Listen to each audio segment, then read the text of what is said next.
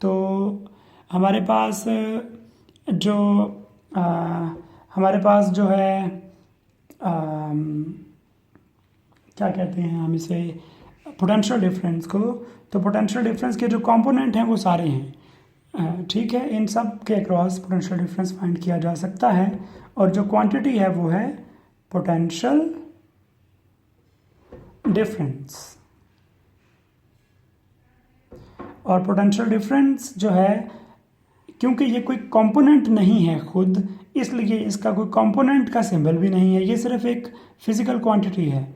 और इसका जो सिंबल है वो है कैपिटल V, और इसके जो यूनिट्स हैं वो वोल्ट्स हैं, as same as of EMF, और इसका सिंबल कैपिटल V है।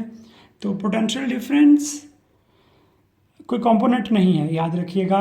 बाय द वे मैं बता दूं कि ये जो हर कंपोनेंट के सामने मैंने क्वांटिटी लिखी है, technically it is a physical quantity.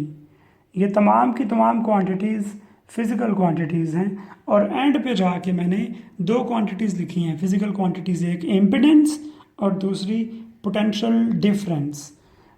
तो ये कुछ कंपोनेंट्स की वजह से प्रोड्यूस होती हैं। ये तमाम कंपोनेंट्स जो हैं, इन सब के अक्रॉस हम पोटेंशियल डिफरेंस चेक करते हैं। तो किसी भी कंपोनेंट के अक्रॉस पोटेंशियल डिफरेंस क्रिएट होगा, यस होगा। तो ये सारे कंपोनेंट्स टेक्निकली यहाँ लिखे जा सकते हैं, क्योंकि इनके बाहर पोटेंशियल डिफरेंस होगा। सिमिलरली इम्पिडेंस जो हमने फिजिकल क्वांटिटी देखी है, वो रेजिस्टर, कैपेसिटर या इंडक्टर की रेजिस्टेंस को कहते हैं। तो ये इन तीनों कंपोनेंट्स को यहाँ लिखा जा सकता है। तो हमने ये कुछ फिज़िकल कंपोनेंट्स, फिज़िकल क्वांटिटीज़, और वो जिन कंपोनेंट्स के अक्रॉस मेजर की जाती हैं, या जो कंपोनेंट्स उसकी कॉज होते हैं, वो लिखे हैं। तो इस टेबल के बाद हमारा नेक्स्ट, मैंने बताया था कि हम components used in this course lab करेंगे। तो वो इस टॉपिक में हमने डिस्कस किए हैं। ये डिफरेंट कंपोनेंट्स हैं जो हम इस कोर्स में यूज़ करेंगे। हम लैब में ना भी जाएं तो हमने क्वेश्चन जो थियोरेटिकली करने होंगे सॉल्व, उनमें भी हम ये कंपोनेंट्स यूज़ करेंगे। तो वहाँ आपको पता होना चाहिए कि किस कंपोनेंट का क्या मतलब है। We can also probably use diode, not certainly, लेकिन शायद हम जब कोर्स वाइंड अप कर रहे हो तो एंड पे इसका जिक्र भी करें डायोड का। तो इसके साथ आप फैमिलियर रहिएगा। इसको मेरे पास मज़ीद जगह इस पेज पे नहीं है, तो मैं इसको अब लिखता नहीं हूँ, लेकिन डायोड जो है ये इलेक्ट्रिकल कंपोनेंट है, और इसकी अपनी कोई फिजिकल क्वांटिटी खुद तो नहीं है, लेकिन इसके अक्रॉस आप पोटेंशियल डिफरेंस फाइंड कर सकते हैं, इसमें से आप इलेक्ट्रिक करंट फाइंड कर सकते हैं। तो अब हम चलते हैं नेक्स्ट, जो हमारा टॉपिक था वो था softwares we may need to use, और we probably will use to have simulations of our electrical circuits। मैं आप लोगों को उस पर एक how to use the softwares जो है उस पर एक प्रेजेंटेशन इंशाल्लाह एक वीडियो बना के शेयर कर दूंगा। तो आप उस वीडियो से यूज़ करना सीख जाएंगे, तो फिर आपको उसके अकॉर्डिंग असाइनमेंट्स दी जाएंगी। तो हमारा टॉपिक है सॉफ्टवेयर्स वाला। Softwares may be helpful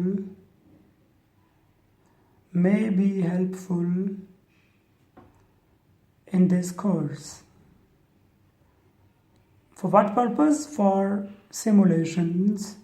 simulations का मतलब प्रॉबेबली आप सबको पता है कि कंप्यूटर में एक सर्किट को रन करके देखना। तो हमारे पास दो सॉफ्टवेयर्स हैं जिनसे मैं खुद फेमिलियर हूँ। इसके अलावा भी सॉफ्टवेयर्स मौजूद हैं, और आप उन्हें चाहें तो यूज़ कर सकते हैं। वर्कबेंच के नाम से एक सॉफ्टवेयर है इस तरह। तो एक मल्टीसिम है, मल्टीसिम एक सॉफ्टवेयर है जो मैं आपको इंशाल्लाह इस पर मैं एक वीडियो बना के आपको भेजूँगा हाउ टू यूज़ की।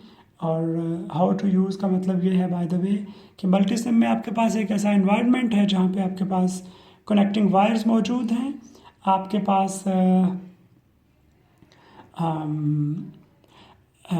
डिफरेंट कंपोनेंट्स हैं जो आपको यूज़ करने पड़ सकते हैं for voltage measurement, current measurement. आपको वोल्टेज सोर्स चाहिए, आपको कैपेसिटर चाहिए, इंडक्टर चाहिए, वो सब चीज़ें आपको वहाँ पे अवेलेबल हैं। सॉफ्ट में आप वो कंपोनेंट एक उठा के पेस्ट कर सकते हैं अपने सर्किट में और फिर उसको यूज़ कर सकते हैं। बिल्कुल ऐसे ही जैसे आप वीडियो गेम में चीज़ें जा रहे होते हैं, कलेक्ट करते रहते हैं अपनी चीज़ें। कोई कभी आप गन कलेक्ट करते हैं, कभी फूड कलेक्ट करते हैं, कभी कार कलेक्ट करते हैं एंड सो ऑन। इस तरह से आप यहाँ कंपोनेंट्स को कलेक्ट करेंगे, उनको मिलाएंगे तो एक सर्किट होगा, उसे रन करेंगे। मैं जो वीडियो बना के भेजूँगा उसमें आपको मज़ीद तफसील इसकी पता चल जाएगी। The other one is Proteus. इनका एनवायरनमेंट मोर और लेस सिमिलर है, तो ये बड़े इजी होंगे दोनों सॉल्व करने के लिए। इनके अलावा भी और सॉफ्टवेयर्स मौजूद हैं। अगर आप किसी और के साथ कंफर्टेबल हैं दैट वुड बी नाइस, आप उनको यूज़ कर लें, कोई मसला नहीं होगा। आप दूसरों के साथ वो शेयर भी करें तो ज़्यादा अच्छा है। तो उसके बाद हम बात कर रहे हैं, ये सॉफ्टवेयर्स की बात हमने कर ली है। एक और इसमें छोटा सा एक टॉपिक था, और वो था कि आप इंस्ट्रूमेंट्स कौन से यूज़ करेंगे जब आप इस लैब में जाएंगे या इस कोर्स को पढ़ेंगे। जब मैं कहता हूँ लैब, तो क्योंकि ये एक सर्किट्स का कोर्स है, बगैर लैब के इसको अंडरस्टैंड करना, एक्चुअली रियलाइज़ करना बहुत मुश्किल होता है कि ये बातें कितनी प्रैक्टिकल हैं सारी। तो उसके लिए आपको लैब की ज़रूरत पड़ती है। तो ये दोनों बेसिकली लैब्स हैं। एक लैब व्यू सॉफ्टवेयर है, उसमें आप ये सारे काम कर सकते हैं। तो बाय द वे हम बात कर रहे हैं कि आपके पास जो सॉफ्टवेयर्स हैं वो समझ लें लैब्स हैं। जब मैं एक सॉफ्टवेयर आपको सिखाऊंगा इंशाल्लाह, तो वो एक लैब के तौर पे काम करेगा। जो काम आप लैब में मैं लिख रहा हूँ वो सारे यहाँ पे परफॉर्म कर सकते हैं, तो वर्चुअली परफॉर्म कर सकते हैं, आई मस्ट से। तो हमारे पास जो कंपोनेंट्स यूज़ होते हैं इसमें, आई मीन इंस्ट्रूमेंटेशन जो है, इंस्ट्रूमेंट्स may be used, वो कौन से हैं?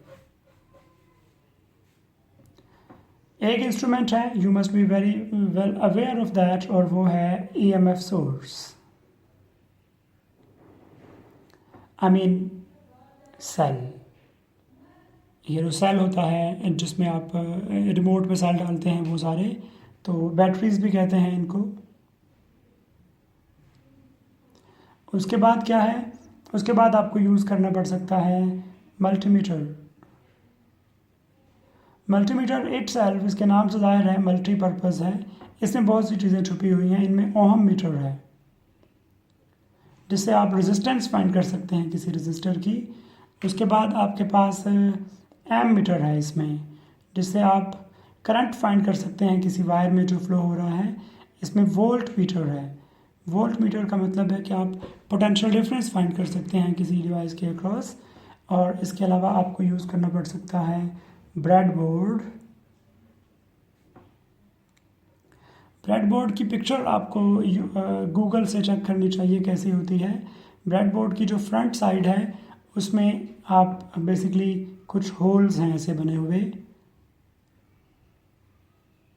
ये ब्रेडबोर्ड की फ्रंट साइड है, आपको ऐसे नज़र आएगी। इसमें होल्स हैं। एक वाइट कलर का आई मीन जैसे पेज की तरह एक बॉक्स है, और उसके ऊपर ऐसे डॉट बने हुए हैं। अगर आप इसको उल्टा करते हैं तो इसके पीछे एक येलो इंसुलेशन है। अगर आप उस येलो इंसुलेशन को रिमूव करें तो आपको पता चलेगा इसके पीछे क्या है। इसके पीछे बेसिकली इस तरह से वायर्स हैं। वायर्स के ऊपर आपको सिर्फ सुराख नज़र आते हैं, बिल्कुल वैसे जैसे आपके घर में एक सॉकेट लगी होती है जहां आप मोबाइल का चार्जर लगाते हैं, तो वहाँ पे आपको दो होल नज़र आ रहे हैं। उन होल्स के पीछे आपको पता है वायर्स हैं दो। उन वायर्स के साथ जब कनेक्ट होगा ये आपके मोबाइल का चार्जर, तो ये इलेक्ट्रिसिटी फ्लो करना शुरू कर देगा, जिससे आप मोबाइल चार्ज कर सकते हैं। सिमिलरली अगर आप दो वायर्स इस जगह और इस जगह उन होल्स में ब्रेडबोर्ड में लगा देंगे ऐसे, तो वो नीचे उनके एक वायर जा रही है, वो कनेक्ट कर देगी उन दोनों को, और जो आप करंट फ्लो करवाना चाहते हैं, जो भी मकसद है वहाँ पे लगाने का, वो अचीव हो जाएगा। सिमिलरली इसमें वर्टिकली आपस में कनेक्टेड नहीं है, ये हॉरिजॉन्टली कनेक्टेड है। तो ब्रेडबोर्ड की डिफरेंट पोर्शंस हैं। मैं जिस पोर्शन की बात कर रहा हूँ वहाँ पे हॉरिजॉन्टली कनेक्टेड हैं। कुछ पोर्शंस हैं जहाँ पे वर्टिकली भी कनेक्टेड होते हैं। तो आप अगर ब्रेडबोर्ड को उल्टा करें, बैक साइड से देखें, और उसके ऊपर जो स्ट्रिप है एक इंसुलेशन की उसको रिमूव करें, वो दोबारा जोड़ी जा सकती है, क्योंकि वो बेसिकली वो स्टिकी होती है।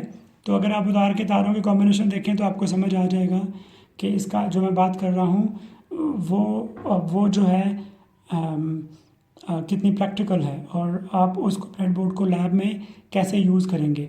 यही ब्रेडबोर्ड बेसिकली आप यूज़ करेंगे, काइंड ऑफ ब्रेडबोर्ड आप यूज़ करेंगे प्रोटियस में या मल्टीसिम में। आप वहाँ चूज़ कर सकते हैं अपना एनवायरनमेंट, लेकिन वहाँ पे प्रोटियस या मल्टीसिम में एक और ऑप्शन भी होता है, वो है पीसीबी प्रिंटेड सर्किट बोर्ड जो है, इसके ऊपर सर्किट प्रिंट हुए होते हैं। जैसे आपने अपने मोबाइल या लैपटॉप को कभी टूटा हुआ देखें तो उसके ऊपर एक सर्किटरी बनी होती है, वायर्स नज़र नहीं आती फिज़िकली लेकिन लाइनें लगी होती हैं, तो वो पीसीबी बोर्ड होता है उस तरह का। तो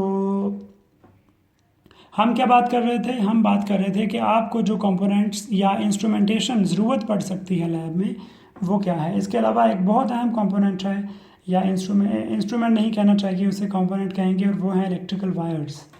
आपको वायर्स की ज़रूरत पड़ेगी टू कनेक्ट दीज थिंग्स। और इनके अलावा, इन इंस्ट्रूमेंट्स के अलावा जो मैंने 3 लिखे हैं, जो कंपोनेंट्स चाहिए उनमें एक वायर्स एक कंपोनेंट है, और वो सारे कंपोनेंट्स भी हैं जो इससे पहले हमने देखे हैं। आपको रेजिस्टर चाहिए, आपको वोल्टेज ईएमएफ सोर्स चाहिए, आपको कैपेसिटर चाहिए हो सकता है, आपको इंडक्टर की ज़रूरत पड़ सकती है, आपको करंट सोर्स की ज़रूरत पड़ सकती है। हमारे आज के लेक्चर का ये पेज नंबर 3 था। तो हम जो लेक्चर नोट कर रहे हैं वो 60 मिनट्स का एक लेक्चर है। इस तरह के 2 लेक्चर्स होंगे और फिर 30 मिनट्स की डिस्कशन जो है वो हम लेटर करेंगे जब इन लेक्चर्स को आप सुन लेंगे। तो हमारा आज का लेक्चर जो है वो यहीं पे ख़त्म होता है। अभी आज के लेक्चर का एक अगर क्विक रिव्यू ले लिया जाए तो हम देख लेते हैं हमने उसमें क्या क्या पढ़ा है। Let me start with the very page, the first page. हमने देखा था कि हमारे पास क्लासिफिकेशन ऑफ मटेरियल्स हैं based on electrical components, electrical properties और इलेक्ट्रिकल प्रॉपर्टीज़ के लिहाज से कंडक्टर, सेमीकंडक्टर, इंसुलेटर 3 टाइप्स हैं। और उसके बाद हमने देखा कि इसके अलावा इलेक्ट्रिकल कंपोनेंट्स की इलेक्ट्रिकल कंडक्टिविटी के लिहाज से ही डिफरेंट टाइप्स हैं। जैसे लीनियर और नॉन लीनियर के एक कंडक्टर मटेरियल जो है उसकी properties over the time same रहती हैं या बदल जाती हैं। उसके बाद हमने देखा कि इलेक्ट्रिकल कंपोनेंट्स या तो यूनिलेटरल हो सकते हैं या बायलेटरल हो सकते हैं, depending upon how many directions they allow the flow of current. हमने देखा कि जो डायोड्स हैं ये यूनिलेटरल हैं और रेजिस्टर्स जो हैं वो बायलेटरल हैं। उसके बाद हमने देखा कि कुछ इलेक्ट्रिकल कंपोनेंट्स एक्टिव होते हैं इलेक्ट्रिकल कंपोनेंट्स और कुछ पैसिव होते हैं। इलेक्ट्रिकल बाय डेफिनेशन वो हैं जो क्या करते हैं, जो कुछ एम्प्लीफिकेशन करते हैं। आपके पास जो उनको अगर आप करंट दे रहे हैं तो करंट को एनहांस कर देंगे, वोल्टेज दे रहे हैं तो वोल्टेज को एम्पलीफाई कर सकते हैं। तो ये हमारे पास जो हैं हमारे पास ट्रांजिस्टर्स जो हैं वो हमें पता है कि एज एन एम्पलीफायर यूज़ होते हैं, वो करंट को एनहांस करते हैं। तो इसी तरह से पैसिव कंपोनेंट्स जो हैं वो कुछ भी एनहांस नहीं करते उसमें, तो इसलिए हम उन्हें पैसिव एलिमेंट्स कहते हैं। और कुछ फ़िज़िकल प्रॉपर्टीज़ हैं जो हमारे इस सब्जेक्ट में हमें चाहिए, फ़िज़िकल क्वांटिटीज़ हैं। उन फ़िज़िकल क्वांटिटीज़ को प्रोवाइड करने वाले कुछ कंपोनेंट्स हैं, हमने वो कंपोनेंट्स पढ़े, फिज़िकल क्वांटिटीज़ पढ़ी, उन कंपोनेंट्स के सिंबल्स पढ़े जो हम सर्किट्स में यूज़ कर रहे होंगे, फिज़िकल क्वांटिटीज़ के सिंबल्स पढ़े और फिर उनके यूनिट्स पढ़े और उनके यूनिट्स के सिंबल्स पढ़े। और उसके बाद हम बात कर रहे हैं पेज 3 पे हम बात कर रहे थे, देयर वाज पेज 3 पे हमने बात की कुछ सॉफ्टवेयर्स की जो हम यूज़ कर सकते हैं इस कोर्स के दौरान। और फिर हमने बात की कुछ इंस्ट्रूमेंटेशन की जो हमें ज़रूरत पड़ सकती है इस कोर्स में, जिनमें से एक ब्रेड बोर्ड था या एक पीसीबी बोर्ड हो सकता है, और कुछ और कंपोनेंट्स हैं जैसे multimeter, you are already aware of that. और इसी तरह से हमारे पास EMF सोर्सेज हैं जिनसे आप ऑलरेडी अवेयर हैं। And that is end of this lecture.